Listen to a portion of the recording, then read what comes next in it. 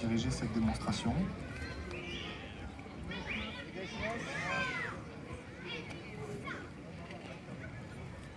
Donc, l'aïkido est un art martial, le dernier des arts martiaux traditionnels issus des arts des samouraïs.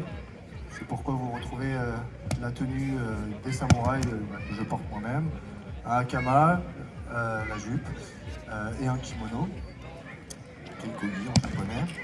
Vous pouvez voir que la pratique se fait entre autres à genoux, comme traditionnellement au Japon. Donc on peut avoir les deux pratiquants qui sont à genoux, ou le pratiquant qui est à genoux mais qui est attaqué par un agresseur qui est debout. Et enfin, une pratique des deux pratiquants debout qui est la plus régulière. On a aussi une pratique des armes, le sabre, le bâton, le couteau, que vous pourrez voir par la suite.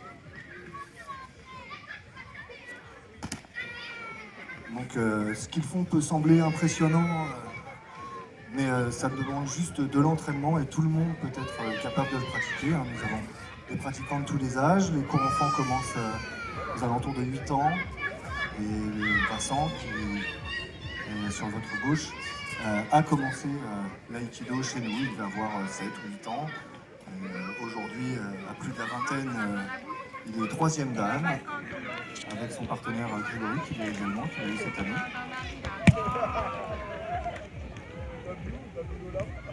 Donc on a la pratique, en fait, est simulée, la simulation d'une agression.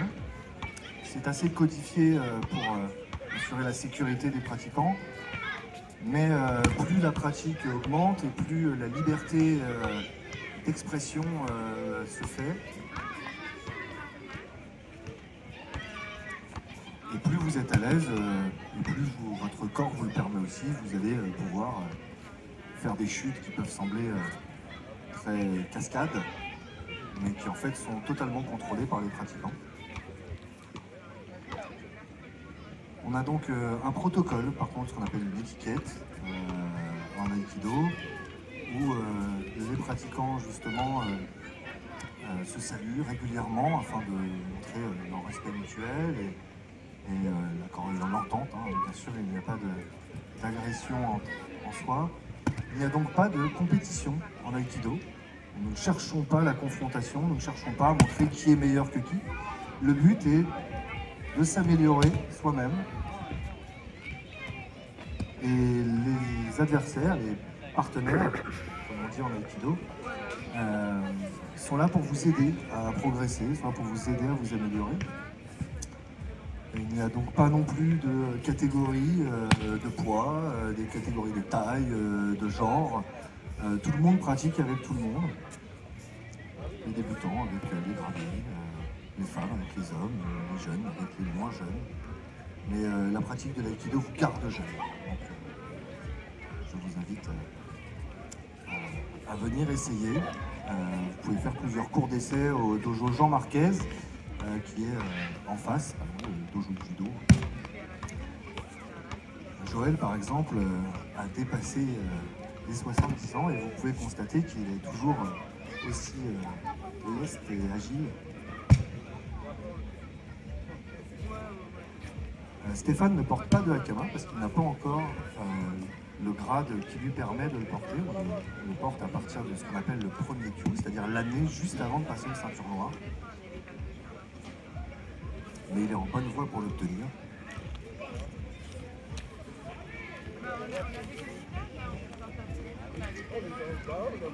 Donc vous pouvez voir depuis tout à l'heure une diversité des attaques et des pratiques. Vous avez pu voir des saisies, des frappes. Là, on est sur une saisie des deux mains. De même, les rythmes peuvent changer. On peut essayer de mettre beaucoup de poids pour ralentir le partenaire, le gêner un petit peu dans sa pratique, ou alors avoir essayé d'avoir une pratique plus souple, plus dynamique.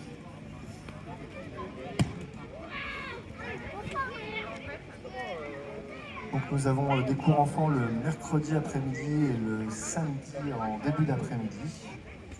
Je vous invite à aller voir sur notre site internet, sur notre Facebook. pour avoir des plus amples renseignements. Là, Stéphane subit une saisie arrière.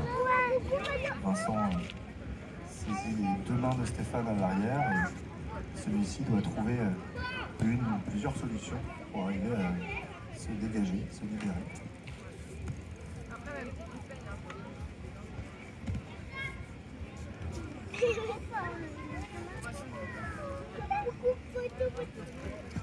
Là, ce que Stéphane vient d'effectuer, c'est une clé. Alors, ce qu'on appelle une clé, c'est une contrainte articulaire ou nerveuse sur son partenaire. Donc ça semble très minime et pourtant ça peut faire très très mal, ça peut être très très douloureux. Donc ça demande un vrai contrôle du geste, une vraie maîtrise de soi. Car le but, encore une fois, n'est pas de faire mal, n'est pas de montrer qu'on est plus fort que notre partenaire, mais qu'on est capable de se libérer des contraintes et des mouvements.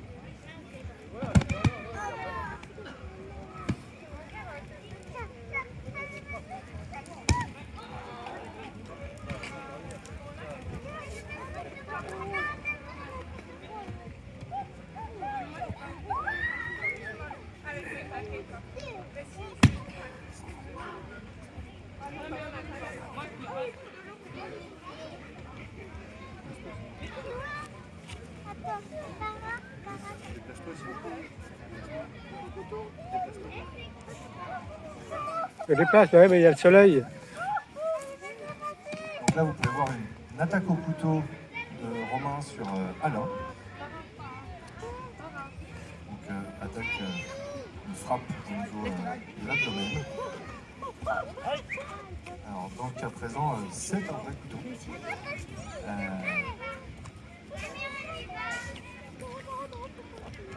L'idée étant donc de gérer cette simulation d'agression, mais quand on est un petit peu sérieux, peut effectivement sembler dangereuse.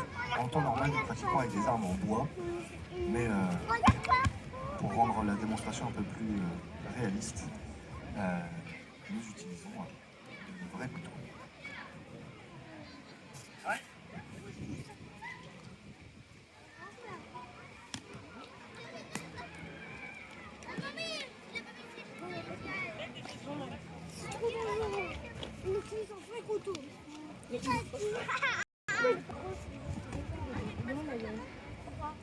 Elle a mangé. Ah, pour plus là. Pourquoi non, comment tu veux dire ça? Parce qu'elle regarde la barre pareil, elle est grosse. Ah, c'est bon. T'as compris? Mais tu vas manger, pas de problème. Comment tu peux couper gros comme ça? Là, ce qu'on va voir, c'est du Joe contre Joe, c'est-à-dire bâton contre bâton.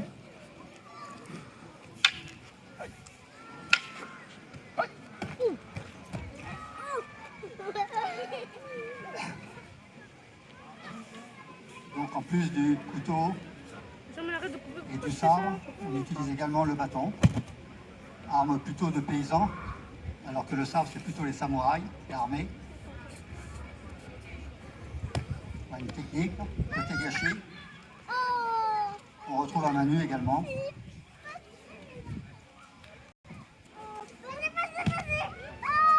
Cette technique s'appelle kokyunage. Également un kokyunage. Voilà. Et on va finir par un randori. Ah, il y a le ken avant. Ken contre main nue. Main nue contre ken plutôt. Avec des armements.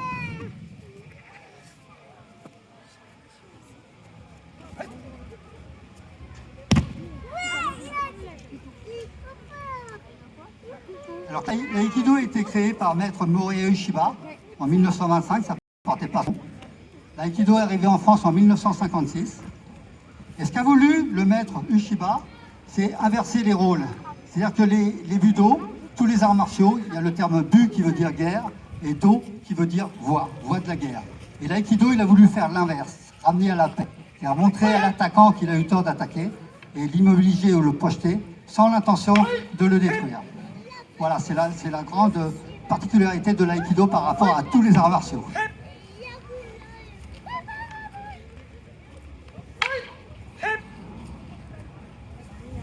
voit Ken contre Ken. Et donc nous allons finir par un randori. C'est qui a gagné?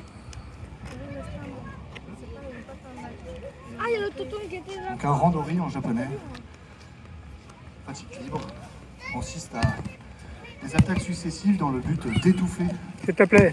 S'il te plaît. un petit troisième partenaire pour Merci. faire plaisir à Joël. Donc le but là est plus qu'une